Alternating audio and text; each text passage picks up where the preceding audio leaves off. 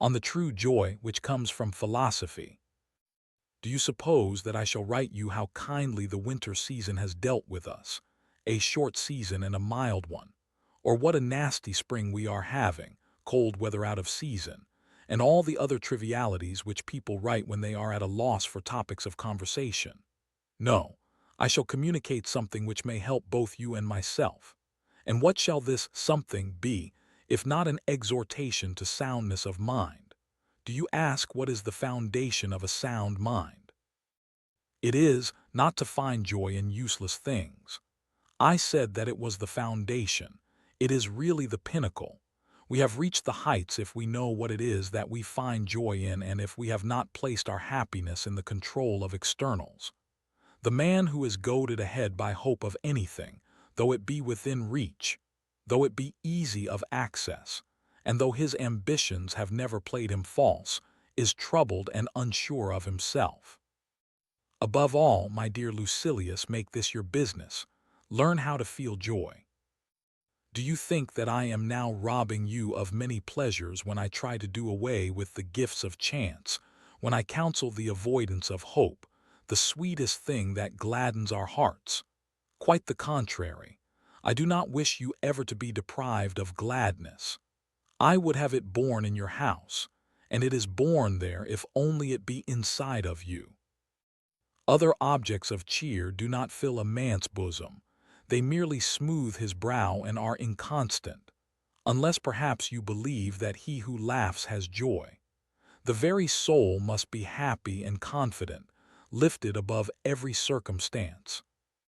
Real joy, believe me, is a stern matter.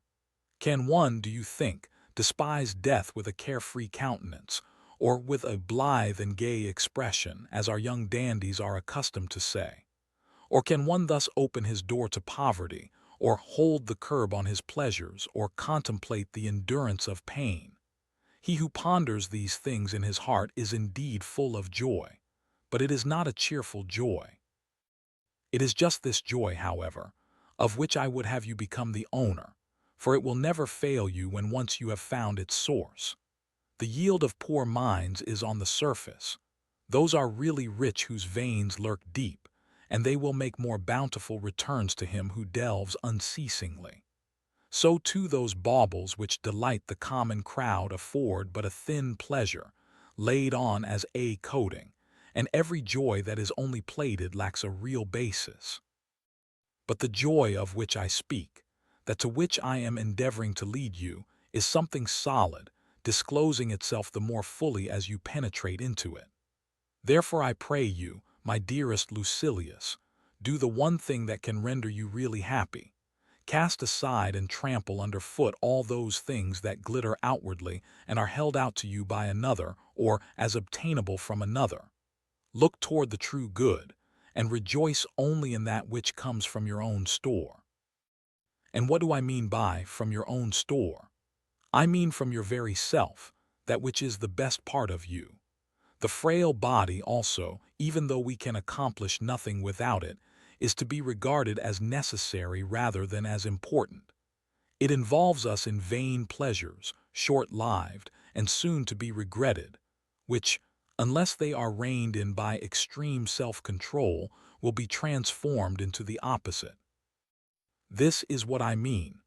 Pleasure, unless it has been kept within bounds, tends to rush headlong into the abyss of sorrow. But it is hard to keep within bounds in that which you believe to be good. The real good may be coveted with safety. Do you ask me what this real good is and whence it derives? I will tell you.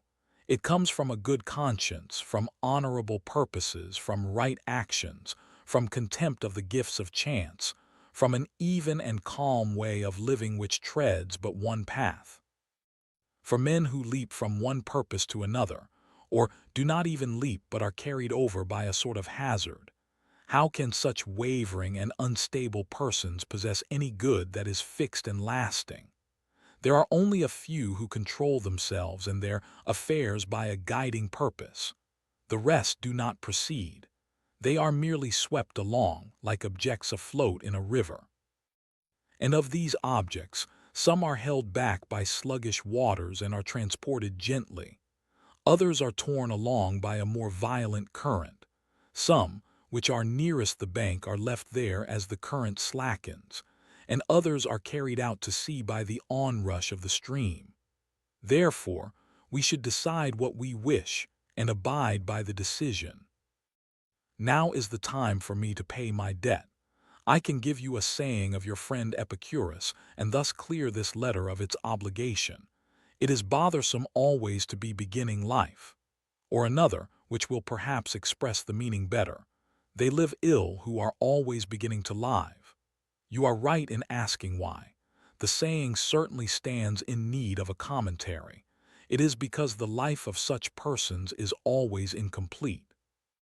But a man cannot stand prepared for the approach of death if he has just begun to live.